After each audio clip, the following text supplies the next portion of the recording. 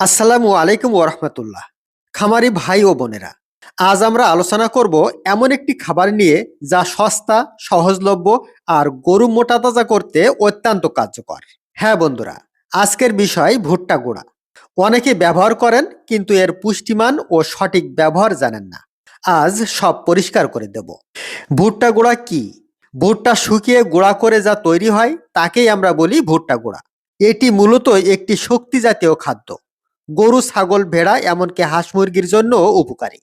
ভুট্টা গুঁড়ার পুষ্টিমান। এখন আসি সবচেয়ে গুরুত্বপূর্ণ অংশে। প্রতি ১০০ কেজি ভুট্টা গুঁড়ায় থাকে শুকনো পদার্থ ৮৮ থেকে ৯০%, কার্বোহাইড্রেট ৬৫ থেকে ৭০%, মেটাবলিক এনার্জি ৩২০০ থেকে ৩৪০০ কিলো ক্যালোরি, প্রোটিন ৮ থেকে ৯%, চর্বি ৩ থেকে ৪%, ফাইবার ২ থেকে ৩%, ক্যালসিয়াম খুব কম, ফসফরাস মাঝারি পরিমাণ। অর্থাৎ ভুট্টা গুঁড়া হলো গরুর জন্য শক্তির পাওয়ার ব্যাংক। গরুর শরীরে ভুট্টা গুঁড়ার কাজ। ভুট্টা গুঁড়া খাওয়ালে গরুর শরীরে দ্রুত শক্তি সরবরাহ হয়, ওজন বাড়ে, দুধের পরিমাণ বাড়ে, গাভীর শরীর দুর্বল হয় না, শীত ও রোগ প্রতিরোধ ক্ষমতা বাড়ে। বিশেষ করে শুকনা গরু মোটা করতে, দুধালো গাভীর এনার্জি ঘাটতি পূরণে ভুট্টা গুঁড়া খুব কার্যকর। ভুট্টা গুঁড়ার সীমাবদ্ধতা।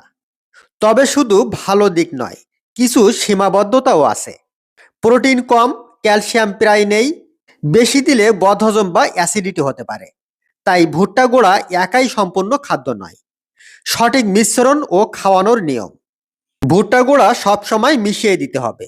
আদর্শ মিশ্রণের উদাহরণ: ভুট্টা গুঁড়া 40%, গমের ভুসি 30%, খৈল 25%, মিনারেল মিক্স প্লাস লবণ 5%।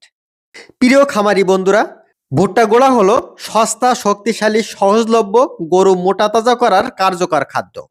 তবে মনে রাখবেন, সঠিক পরিমাণ, সঠিক মিশ্রণ, ধৈর্য, এই তিনটাই সাফল্যের চাবিকাঠি।